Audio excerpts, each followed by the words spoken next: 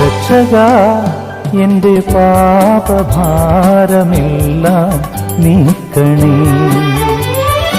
യേശുവേ എന്നും നീതിമാന്റെ മാർഗം നൽകണേ.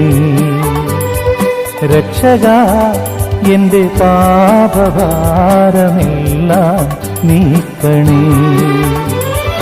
യേശുവേ എന്നും നീതിമാന്റെ മാർഗം നൽകണേ. ഇടയ വഴിയിൽ നീ അഭയമരുളൂ. രക്ഷകാ എന്റെ പാപഭാരമെല്ലാം നീക്കണേ. യേശുവേ എന്നും നീതിമാന്റെ മാർഗം നൽകണേ.